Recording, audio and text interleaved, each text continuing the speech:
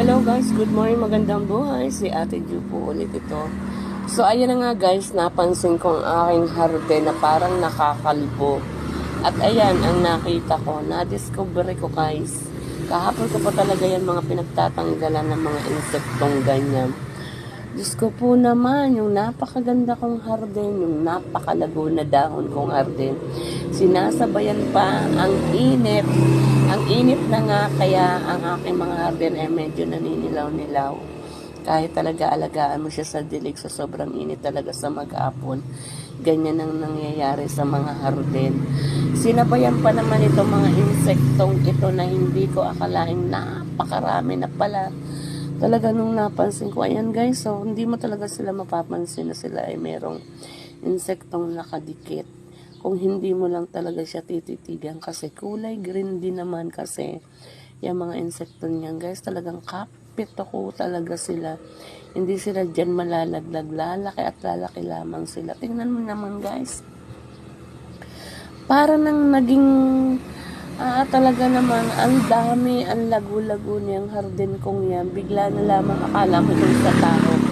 Naging kalansay. Gusto ko rode. Ano ba naman talaga ang kalikasan nga naman. O, ayan guys, o. Dikit na dikit. At talaga namang nakakadiring hawakan. Kaya gumamit na ako ng gunting.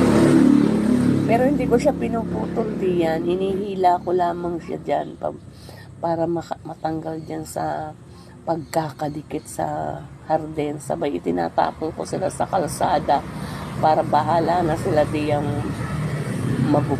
masagasaan. Kasi tumitilamsik talaga ang kanilang ayan guys. Diba oh, napakarami. Wala na. Nagkulay dilaw na nga yung harden. Naubos pa ang mga dahon. Ayan na oh guys, tingnan mo. Akalain mo yun sa dami niyang dahon na yan. Talaga namang, ayan oh. Katulad niyan yan, healthy. Pagkatapos nung nadapuan, naubos yung mga dahon. Wala. Kaya tingnan ninyo rin guys kung may mga ganito kayong halaman at napapansin ninyong nauubusan ng dahon. Titigan yung maigi yung mga dahon, may mga nakadikit diyan na insekto na katulad nito. Hindi ko lang talaga alam kung anong tawag sa insektong nakadikit dito. Ayan guys, tingnan nyo naman, ang lagu-lago niyan. Nakakapanlumo. Ayan oh. Kasi napakaganda ng harden na yan sa umaga kasi kulay white nga ang kanyang bulaklak. Tapos lalong mainit na mainit. Talagang tumitingkad ang kulay white na bulaklak niya. So, ayan nga guys. O, diba? Napakarami niyan.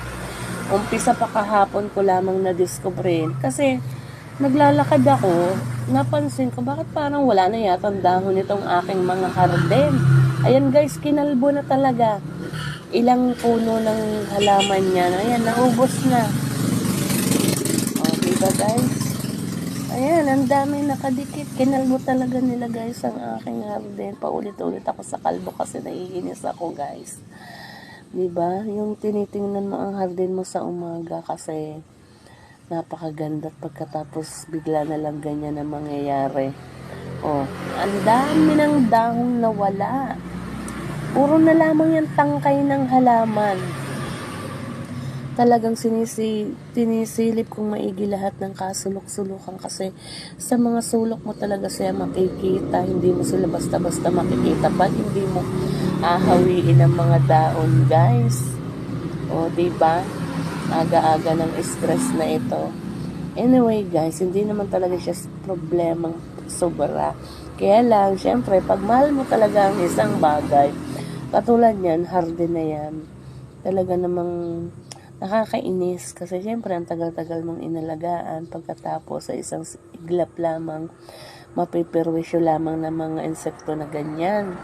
O ayan diba, wala talaga siyang katigil-tigil, wala talagang kaubos-ubos kahit saan ako pumunta na harden ko. Basta guys, tingnan ninyo ang inyong mga harden na ganyan kasi para maagapan ninyong maubos ang dahon kasi yan, huli ko na nang makita guys. Halos lahat na ng aking harden ay paubos na ng dahil diyan sa mga insektong dumikit diyan sa aking harden. O, ayan guys. Oh, ayan, talagang sa kasulok-sulukan. Oh, diba? Pinuputol ko na nga rin lang yung sanga kasi napilamsik nga sa akin pag pinipindot ko doon sa gitna para tanggalin sa kanyang pagkakadikit na tilamsik. Eh, nandidiri ako, guys. Pasintabi sa mga kumakain. Ayan, guys. Oh, tinan mo, napakalaki ng kanyang mata. Nakakatakot. Oh, pero maganda ang kanyang kulay. Kulay ng harden. Kaya, ayan, guys.